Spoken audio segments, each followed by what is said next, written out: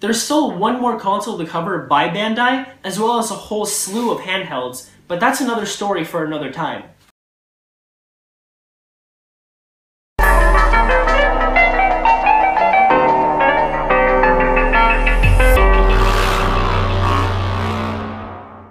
Hello and welcome to Gaming History 101. My name is Sasha and I'll be your host today. Apple is one of the most revolutionary companies of all time. They went from making computers in their garage to revolutionizing the way people listen to their music to revolutionizing how people tell the damn time. I'm not rich, I don't have an Apple Watch, but you can go watch Unbox Therapy's 12,000 videos about it if you want to. Apple's been here for a little bit, that's for sure, and it doesn't seem like they're leaving anytime soon. You might think that you're an Apple aficionado, but did you know that in 1995, Apple actually teamed up with another company to make a video game system? The iPlay is becoming an actual thing. Well, that's just what I'm here to talk about today. Today we'll be talking about the Apple Pippin. Let's get to it. The time period is the early 90s. Video games were going well into the 4th generation of consoles, and were just preparing their lunge into the 5th with the Sega Saturn, Sony PlayStation, and the Nintendo 64. Amongst the then currently competing Genesis, Super Nintendo, and TurboGrafx 16, there were literally about a dozen consoles competing against the 3 big names with their own varying levels of success. Take that as you will. In other words, it was booming, and the PC market was waning because more and more companies wanted to jump onto the console bandwagon. Some of the companies that tried this went bankrupt from trying to make all new consoles, while others chose to take their existing technology and simplify it or water it down to make it applicable as a game console. One such company was Apple. Apple wanted to venture out into the video game market, but they didn't exactly know how. A decision came around to use their existing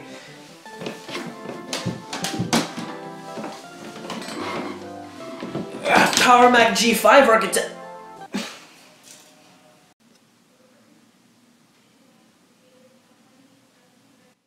Oh, I mean, Power Mac G2. Why do I even try anymore?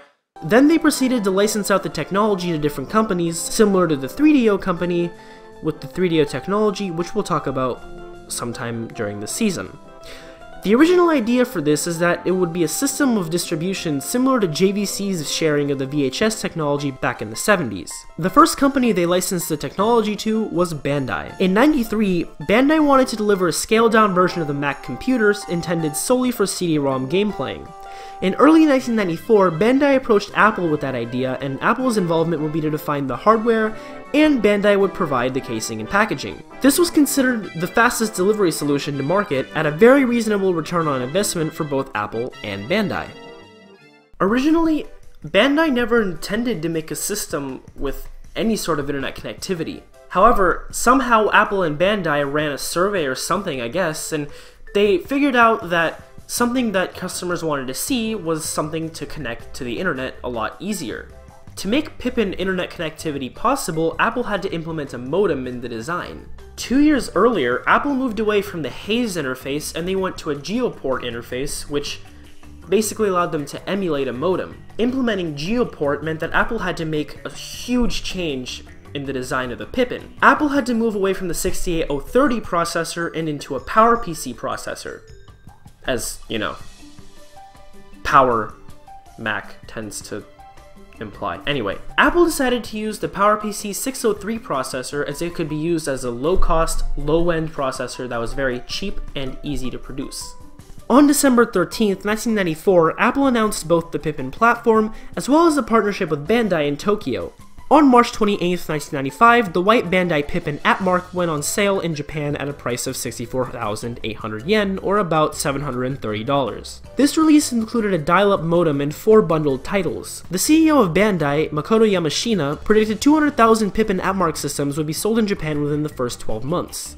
In October 1995, the Nihon Keizai Shimbun, I'm hoping I didn't butcher that too much, or the Japan Economic Paper, now simply known as the Nikkei, reported that Mitsubishi would now be a licensee to the Pippin technology. Although Mitsubishi didn't actually sign a license agreement with Bandai, it did produce some of the Pippin models for Bandai and Katz Media by proxy, but we'll talk about them later.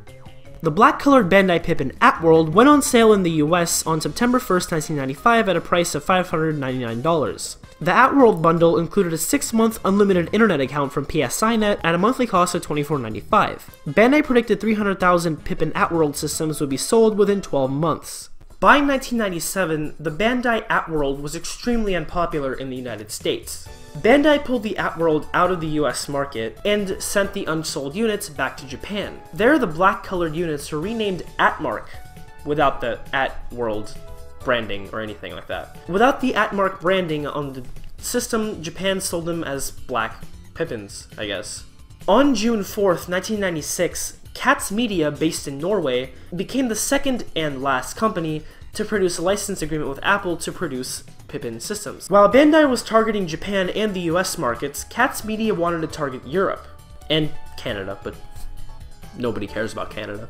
Because Cats Media was a media software-only company, it signed an agreement with Bandai so that Bandai would produce the hardware while the Pippin would sell under Cats' name. Cats Media originally intended to produce 2 configurations of the Pippin. One is a basic multimedia system for running various CD-ROM programs and games, as well as a higher-end system which supported internet.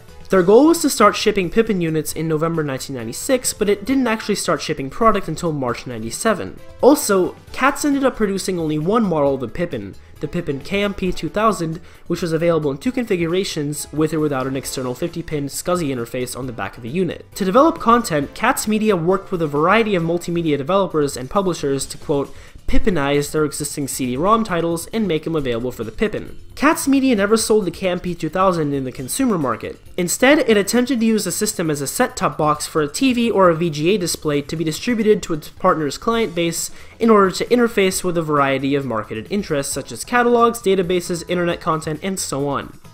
As a result, the Cats Media KMP2000 is the rarest of the Pippin systems and is extremely difficult to find in today's market. Cats Media signed on to a number of agreements with companies across Europe and Canada. One agreement was to publish CD-ROM-based catalogs for Redwall retail stores and use the Pippin as an interactive kiosk that would be left in stores running the CD-ROMs. Cats Media also attempted to push the KMP2000 into Canada, which in 1997 only 20% of its citizens had access to the internet. The idea was to use the country's existing cable networks to bring internet access to the subscribers. The KMP2000 was to be used as an internet appliance that would be issued to subscribers. A hotel chain in Europe signed a deal with Cats Media to use the KMP2000 in hotel rooms so that guests can access the internet. Cats Media then signed with a hospital in France using the KMP2000 as an online database so that as a team, physicians can pull up and review case studies and collaborate on diagnoses and treatments. On June 16, 1997, the NetFace Consortium in the Netherlands selected the KMP2000 as a device to be used as a part of what the company called the world's first internet shopping mall, think the world's first iteration of eBay. CAI Westland owned a 2-way cable environment with 55,000 subscribers, and the KMP2000 was to be given to the subscribers as a device to shop for products from a consortium of 23 companies. When Steve Jobs returned to Apple in '97, he stopped all Macintosh clone efforts. As the Apple Pippin fell under a Macintosh clone project, it essentially killed off the project on the spot. Once Apple stopped production of the hardware of the Pippin, it immediately affected all the companies that were licensed to sell it. Bandai had stopped producing the Pippin, however Cats Media promised in a PR statement released June 25, 1997 that it would continue supporting the Pippin. Cats Media reportedly had some 100,000 units that were all promised to different companies in like 20 different countries or something like that, but due to these agreements and the lack of support from Apple, the company went bankrupt in 1998. On February 27, 1998, Daystar Digital purchased all remaining stock from Cats Media and basically just sold the Pippin to whoever wanted it. Once Bandai licensed the Pippin from Apple, Apple made no effort to market the Pippin platform. Basically everything that Bandai wanted to do, they had free reign to do, and Apple had nothing to do with it. All the marketing was to be done by the licensees individually. Bandai spent $93 million in marketing alone to sell the Pippin. As part of the licensing agreement, both Bandai and Cats Media were not allowed to use the term computer when marketing the Pippin platforms. so that the systems would not be confused with Apple's own Mac product line. By the time the Pippin systems were released, the market was already dominated by the Saturn, the PlayStation, and the N64, as well as the mostly Windows-based PC. On top of that, although Apple tried to make efforts to sign on software developers, there was little ready-to-use software for the Pippin, the only major publisher being Bandai itself, and at a price of $599 on launch, it was considered way too expensive, especially factoring in the inflation rates from then to now. The same article also mentioned other problems with the Pippin platform and marketing strategies. The default memory configuration is too small to run Netscape 2.0 or really anything comparable to Java and VRML. Remember, this is before the 12 million Adobe Shockwave, Java, anything plugins were ever even conceived of. So rendering text on a TV screen makes reading difficult, and since at the time composite video output was the most common available connection to TVs, combining with the quality of most CRT TVs being complete crap, you can already see why this was an issue. Adding to that, the $599 price tag was way too high, especially during late 1995, when the Pippin was originally released. In May 1996, PC Graphics Report reported on an interview that was conducted between them and some Japanese executive that was in relations with Bandai. According to the article that documented the interview, trying to market a game system as a portable computer, or however they marketed it, was a sign of the lack of research on the part of Bandai. In particular, marketing it as At-World was an extremely stupid move because, remember, this was 1996. We didn't have a 100% working version of Google yet. We didn't even have Internet Explorer, we had Netscape.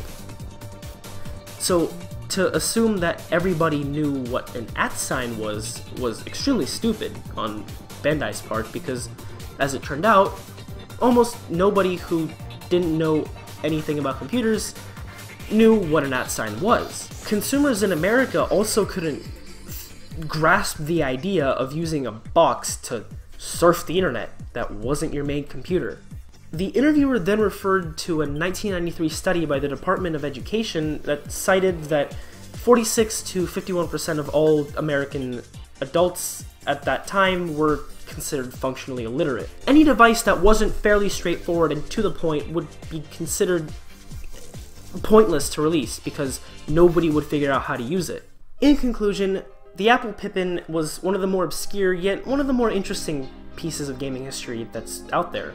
If you really want to play Pippin games, I'm sure there's some sort of emulator in some shady corner of the internet, probably based in Taiwan or something, that somebody made and it hasn't been updated in like 10 years, and, you know, if you want to track it down, then go ahead. But as for me, I'm fine where I am. Nothing really interests me on the Pippin to begin with. If you want to buy a Pippin so it could look nice on your shelf or something, I don't know why you would want one. They're pretty expensive, actually. I remember when I wrote this script a couple years ago, they were $200 to $500 on eBay, and some idiot took apart a Pippin and started selling the pieces for like 20 bucks a pop. Like, he took the shell apart and he sold the disc tray and the controller ports and the motherboard and the bottom all separately. Things some people will do for money, man. If you like this video, be sure to click up here in the cards to see the last 2 videos I uploaded on this channel, as well as the social media links. Don't forget to comment what you want me to make a video on Instagram and here, and don't forget to tweet at me the same thing, because if I like the idea, I might do it. And if I don't really have a choice, do I? Because if the internet wills it, it must be done. But if this is where you part for today, this has been Gaming History 101. Thank you so much for watching. Peace.